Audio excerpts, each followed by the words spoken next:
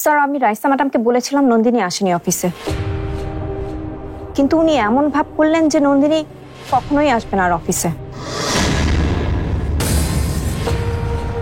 ওনার কথায় মনে হচ্ছিল নন্দিনী একেবারে গায়েব হয়ে গেছে।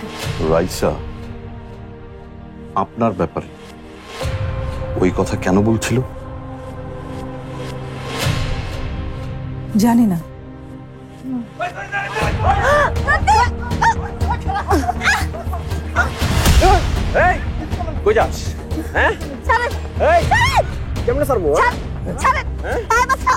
তার মানে কি জ্যোতির হারিয়ে যাওয়ার পেছনে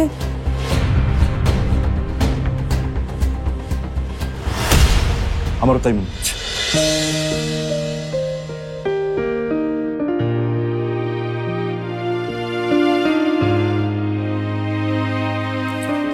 এই তো ক্যাপুচিনো আপনার পছন্দ তো? কফি একটা হলেই হয়।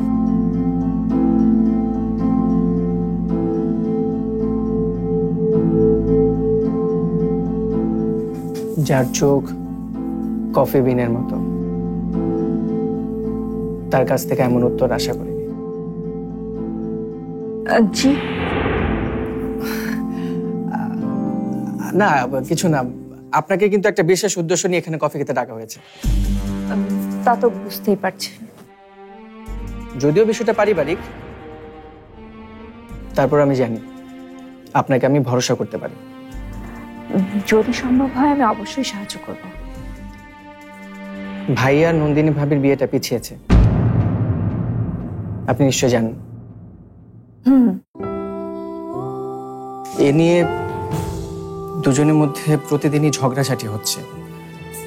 দুজনের সম্পর্কটা দিন দিন কেমন যেন হয়ে যাচ্ছে। আমার কাছে মনে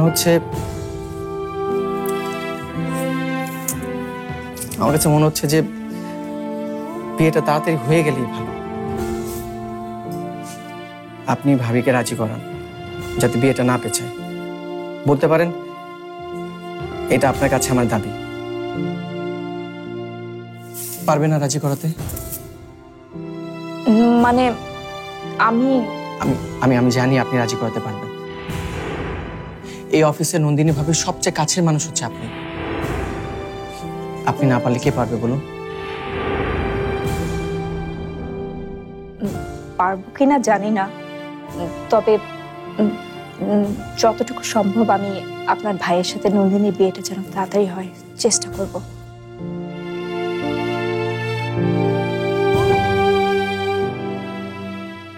প্রথমে গায়েব হলো আমার মা।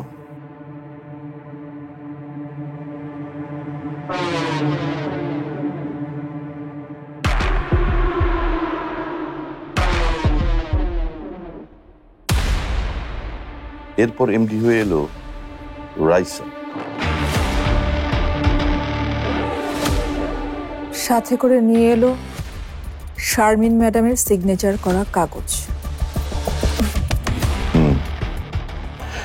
স্মরণের ছোঁয়ায় তোমার উপমায় বদলে দিলে যে স্যান্ডেলিনা সো, রূপচর্চায় আভিজাত্য। রাইসা আসার পরে হুট করে চলে এলো জয়া, আর এই জয়াই আপনার বেশ ধরে অফিসে চুরিটা করেছে। জানি।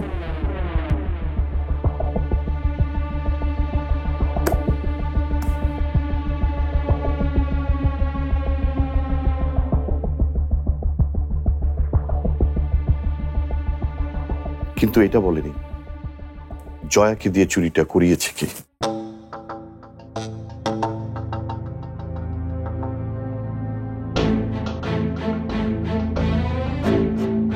আপনার কি মনে হয় রাইসা?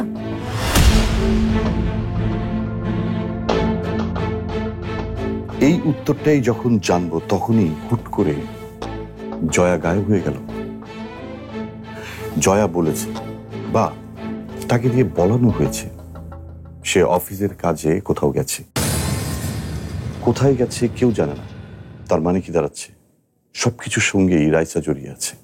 তাহলে ফার্স্ট আসছে কোনটা? টাকা চুরি। সেকেন্ড হবে তাহলে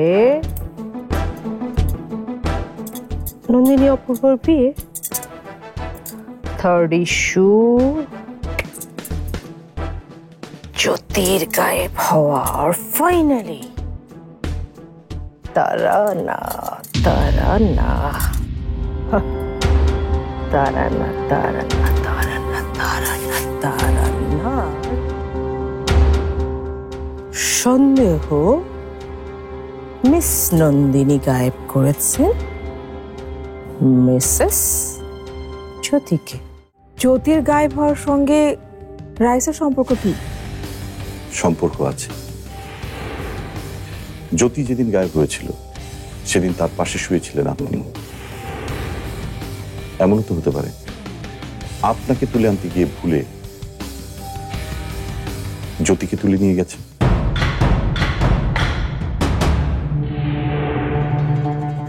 হতেও পারে। তানিও বলছিল যে রাইসার কথা শুনে নাকি মনে হচ্ছিল আমি গায়েব হয়ে গেছি। এবং তারা না এও জানে যে অফিসের টাকা চুরি করেছে কে? নন্দিনী।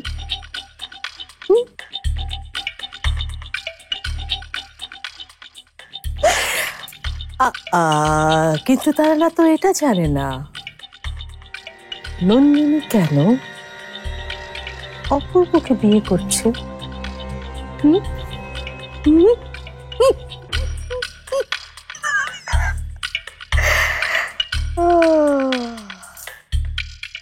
ঘরেতে ভ্রমর এলো গুনগুনি।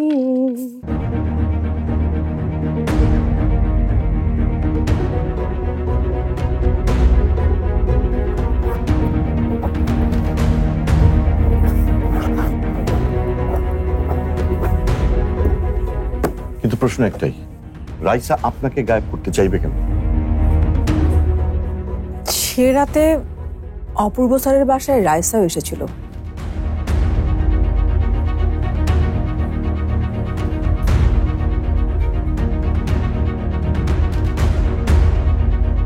রাইসা আমাকে ব্ল্যাকমেইল করার চেষ্টা করছিল আমি যেন তার কথা মতো কাজ করি, কিন্তু আমি রাজি হইনি। আমি এও বলেছিলাম সবার সামনে আমি তার মুখোশ খুলে দেব। হয়তো এই রাগেই নন্দিনী কেন অপূর্বকে বিয়ে করছে এটা যখন তারা না জানবে তখন তার সন্দেহের সাথে সবকিছু মিলে যাবে। তারানার চোখে নন্দিনী হয়ে উঠবেন লোভী আর স্বার্থপর একটা মেয়ে। নন্দিনী, তুমি আমাকে টেক্কা দিতে চেয়েছিলে না? দেখো তোমার এবার কি অবস্থা হয়।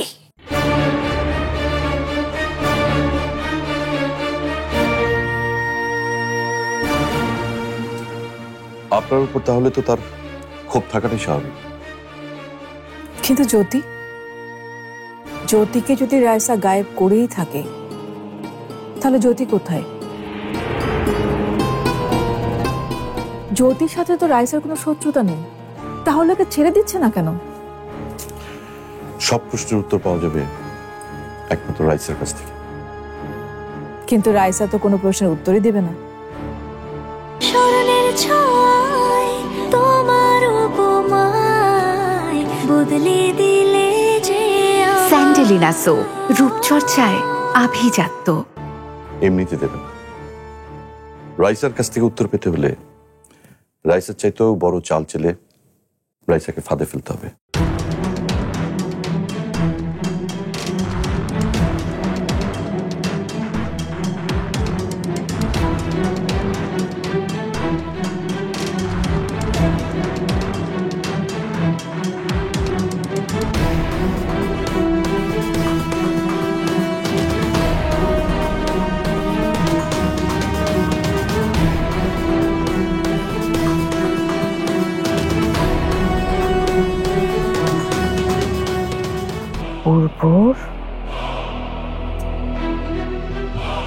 বিয়ে।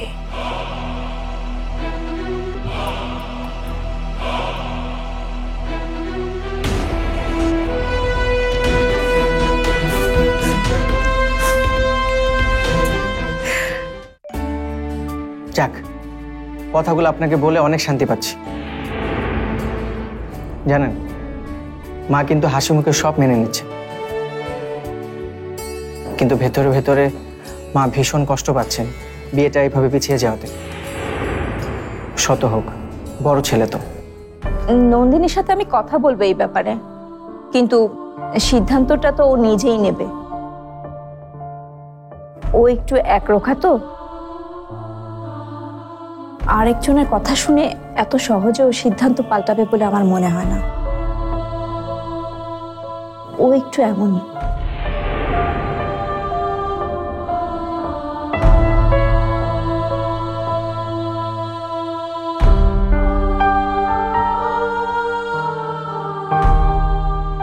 আপনি কি এমনই? মানে মানে এমন গম্ভীর হয়ে থাকেন সবসময়, এমন চুপচাপ, শান্ত, থমথমে মুখ, মনে হয় বরফের একটা টুকরা। তবে একটা বিষয় কি জানেন, হাসলে আপনাকে অসম্ভব সুন্দর লাগে, নিষ্পাপ নিষ্পাপ লাগে। অবশ্য আপনি তো হাসেনই না, আপনার হাসি দেখার জন্য অনেক ধৈর্য ধরে অপেক্ষা করতে হয়।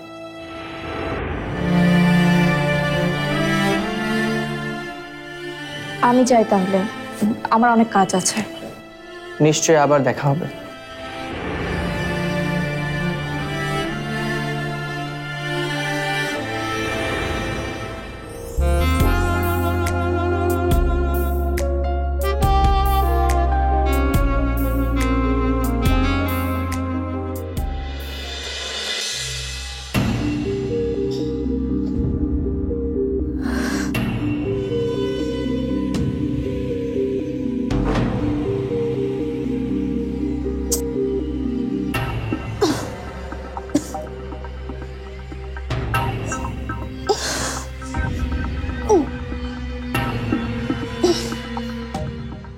লাভ নেই, রাইসার হাত থেকে কেউ বাঁচতে পারবে না। কিন্তু তাই বলে এভাবে হতাশ হয়ে থাকলে তো হবে না, নিজের উপর ভরসা রাখতে হবে। এই পৃথিবীর ওপর থেকেই আমার ভরসা উঠে যাচ্ছে। আমি ভেবে পাই না রাইসার মতো এত খারাপ একটা মানুষ কি করে বারবার জিতে যায়। খারাপ মানুষের পতন একদিন না একদিন হবে।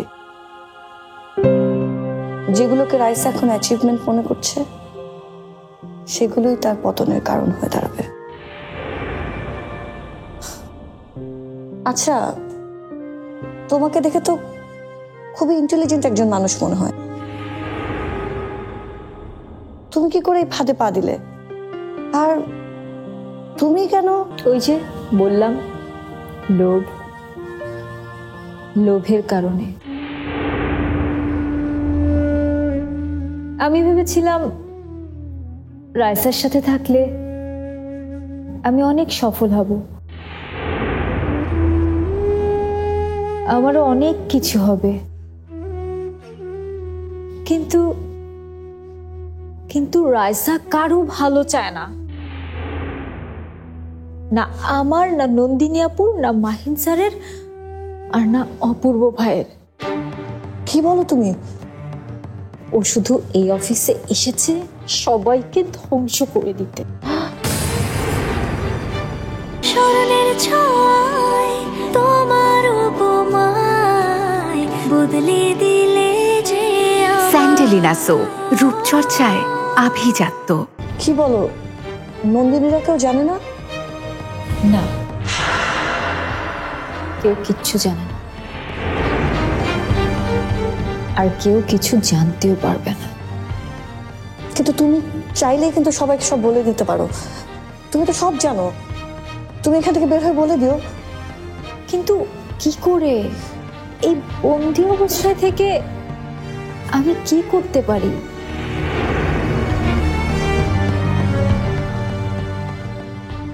অন্য কোনো উপায় নেই?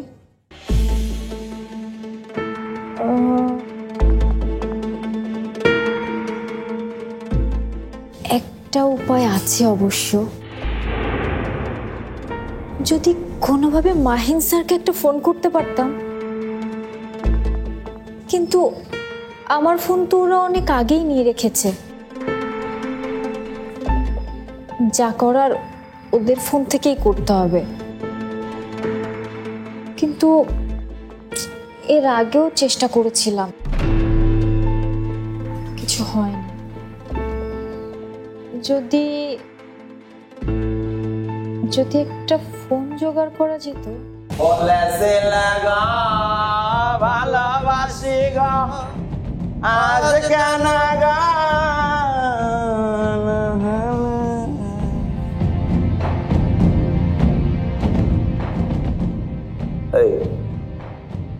এত কথা কিসের? এত গুজুর গুজুর করতে হবে কেন দুজনের? আমরা আবার কোথায় কথা বললাম? ও কথা না, তাহলে কি দুজন নাটক নাটক করতেছিলে? আর একবার কথা কইলে মুখের মধ্যে একদম কষ্টিপ মেরা দেবো। বাবা ডরাইছি, ডরাই গেছি। ম্যাডাম আমার ডর দেখাইতে ওলে জিলেগা আজ কেন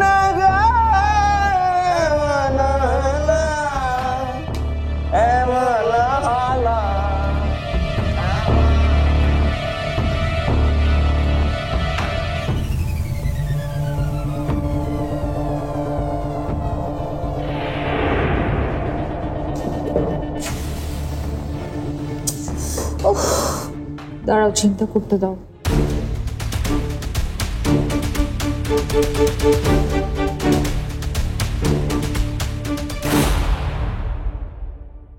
আর এই সময় কোনোভাবেই ভুল কাউকে বিশ্বাস করা যাবে না, তাহলে বিপদ হতে পারে। আমরা দুজন একসাথে থাকলে আমাদের কেউ আটকাতে পারবে না।